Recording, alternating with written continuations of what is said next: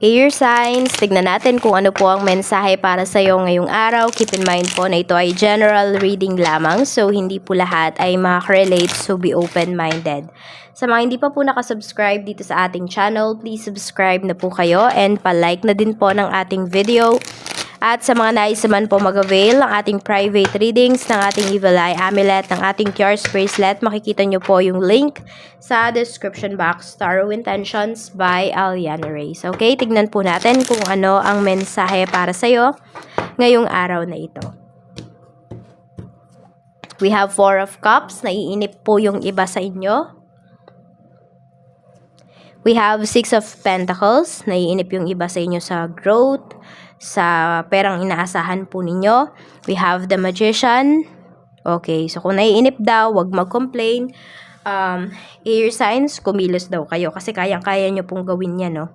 Okay, kung ano man tong recovery na kailangan ninyong gawin or kailangan ninyong i-achieve or gusto ninyong ma-achieve pagdating sa inyong kaperahan, you can do it daw. Ayan, no? Kayang-kaya mo daw yan. Two of Cups. Meron tayo ditong the Fool. Sa some of you naman, pwede po na may lakad kayo ng, ayan, ng taong ka-close mo. Hindi lang taong mahal. O sige, mahal mo, pero pwedeng hindi naman siya romantically involved sa'yo. Pwedeng ito po ay kaibigan mo, kaklase mo, ayan. Or pwedeng katrabaho mo. Tingnan natin. And nakikita ko din dito, hindi lang naman kayong dalawa yung aalis ngayong araw. Could be group po ito. Meron tayo ditong the world. Ayan. Meron bang nagbabalak dito na mag-trip abroad? Ayan. I mean, mag-travel abroad. Meron tayong Queen of Wands. Meron din pinapakita dito na celebration. Okay, so meron din dito, air signs, pwedeng malapit ng ikasal yung iba sa inyo. Meron din pong pinapakita dito na may celebration. So, pwedeng may makakapasa sa mga exam na tinake po ninyo kung mayroon man. Siguro yun yung parang hinihintay ninyo na magbunga na talaga, na malaman nyo na yung bunga ng pinaghirapan po ninyong pagre-review. Tignan natin, sa family, we have Four of Swords. We have the Lovers. Tapos, meron tayong Eight of Pentacles. Okay, pagdating naman po dito sa family, ayan, merong family members dito na parang paisi-isi lang siya. Ayun yung nakikita ko. May paisi-isi dito na family members mo. Or siguro kaya siya nagpapaisi-isi dahil vacation niya ngayon. Pwedeng hindi naman yan sa pag-aaral. Pwedeng hindi siya nag-aaral kung hindi nagtatrabaho siya. So, ayan po. Yan. Kaya parang siya, feeling mo nagpapaisi-isi. But hindi. Hindi siya nagpapaisi-isi. Kung hindi, nagra-relax lang naman siya. Kasi vacation niya, Tapos, nakikita ko naman dito kung may ginagastos naman tong family members mo na to, is pera naman po niya at nakatabi naman. I mean, pinaghandaan naman niya. Oo. Tignan natin, ano pa yung mensahe. Three of Wands.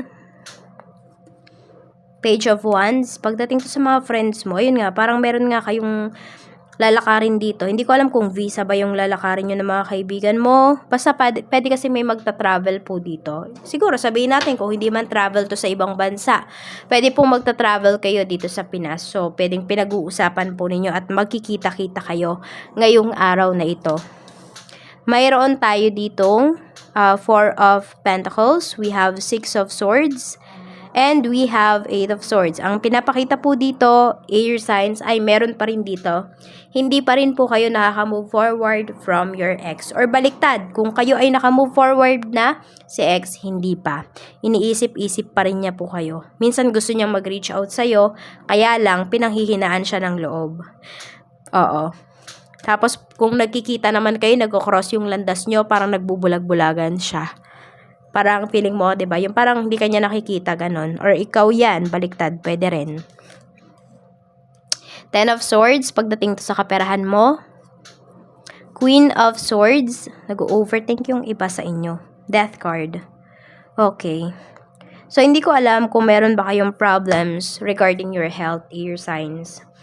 So, meron dito, pwedeng meron kayong mga nilalakad na papeles, meron pong taong makakatulong sa inyo pagdating dito sa paglalakad na ito ng mga, mga documents, ganyan. Yung iba naman, may recovery po talaga na magaganap dito sa inyong pera. Kaya lang, sinasabihan po kayo dito, air signs, at pasensya na po kayo sa kay Sugar kasi naghihilik siya. Narinig nyo naman ang haba ng hilik. So, ayun nga, may makaka-recover talaga dito, kaya lang, kailangan nyo daw maging matalino. Use your mind. Yun yung sinasabi dito. Tsaka huwag kayo mag-overthink kasi minsan, syempre, di ba, pag nag-overthink tayo, madalas naman talaga, ang mga naiisip natin, puro pangit, hindi ba, pag nag-overthink tayo. So, yun po yung iwasan nyo kasi pwedeng na-attract nyo siya. So, as much as possible, kung gusto nyo na tumaas po yung frequency ninyo, i-accept niyo yung mga hindi magandang nangyari sa life ninyo and you move forward from those things. Tapos, mas i-level up ninyo or i-uplift ninyo yung inyong energy. Mas mag-isip po kayo ng mga positive things. Huwag nyong ipilit yung gusto ninyo. Huwag nyong ipilit yung mga bagay na wala po kayong control. Page of Pentacles, pagdating sa negosyo. Eight of Cups. Tapos we have Ace of Swords. Maganda yung sales mo ngayong araw. Nasa mga kamay mo po yan. So, ano ba yung gagawin mo na strategy for today para tumaas talaga yung sales mo? And yung iba nga sa inyo, kahit wala kayong gawin dito na strategy, kusa pong lumalapit sa inyo yung mga kliyente po ninyo, yung mga tao. Tapos, meron din ako nakikita, hindi ko alam kung may tinetrain kayo dito na bagong employee or mag-hire po kayo. Hiring yata yung iba sa inyo. Depende yan kung gano'n na ba kalaki yung inyong negosyo or kaya na ba ng negosyo ninyo na magbayad ng tao. Pero maganda po yung pinapakita dito. Ayan no. Nakaka-move forward na talaga kayo. Nakakaalis na kayo sa mga hindi magandang sitwasyon pagdating dito sa inyong negosyo. Nakaka-recover na po talaga. Or nakikita nyo na talaga na, ayan, unti-unti nang may return of investments. Sa trabaho naman, we have Queen of Pentacles. So, pwedeng may bonus, may salary increase na paparating.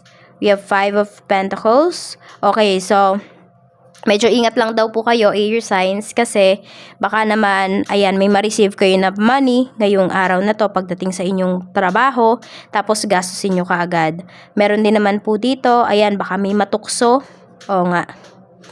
Baka may matukso dito, baka may pinapahawak po sa inyo dito na malaking accounts, ganyan. So, mag-iingat. Kung hindi kayo yung natukso, pwedeng yung, katrabaho mo at alam mo ito. So, medyo naiipit ka dito.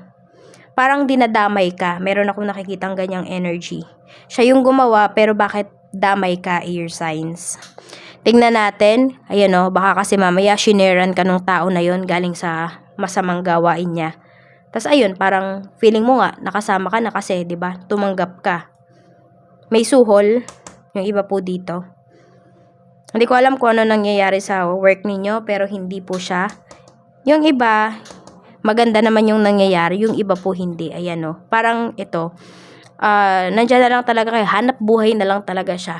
Yung tipong, parang na lang talaga makasurvive. Yan po o. Pero dito, kung kaya nyo mag-complain po kayo. Pero kung hindi na talaga kaya, you try to look for another job na lang. Tignan natin ano pa yung mensahe para sa'yo. Saan ka ba dapat mag-focus? Saan po dapat mag-focus si air signs spirit guide ngayon? We have Nine of Swords. Sa tulog mo, air signs, dun ka daw mag-focus. Ayan, naririnig nyo naman si Sugar, naghihilik. Ganyan sanang tulog, no? I mean, malalim na tulog. So, ayun po, ayan, yung tulog ninyo, yung health ninyo, yung mental health ninyo, hindi lang physical health yan, alagaan nyo po. Tingnan natin, Archangel Michael, ano po ang mensahe natin for air signs, Gemini, Libra, Aquarius, Sun, Moon, Rising, and Venus. We have romance, angels are helping you. Sabi dito, dear guardian angels of my soulmate, thank you for preparing my soulmate and me for love, for giving us the motivation to make helpful life changes, and for arranging for us to meet. Thank you for helping us recognize each other and have the courage to say hello, so that we can eventually delve into a truly intimate relationship. Ayan po. So, meron ba dito asking kayo na magkaroon na kayo ng love life? Malapit nyo na po yung makilala.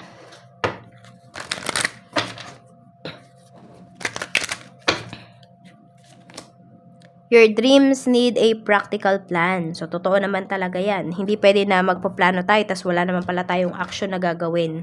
Kailangan may pagkilos din po talaga. Tingnan natin. Pero wag naman yung sobrang nai-stress po kayo. We have success. O, ito yung paparating sa inyo. Sabi sa inyo dito, you are on the right track. Choosing the right direction and actively overcoming difficulties. Kaya wag kayong susuko. Maaring yes, nai-stress kayo ngayon, pero baka need nyo yung pagdaanan, and after that stress, nako, napakadami naman pong paparating sa inyo. Success na ang kasunod niyan. Kaya ngayon pa ba kayo susuko, air signs? Huwag kayong sumuko, air signs. Diba? Lalo na kung alam niyo na may magagawa pa kayo towards dun sa isang bagay na yon or sa isang sitwasyon. 15, 23, 36, 22, 58, 04.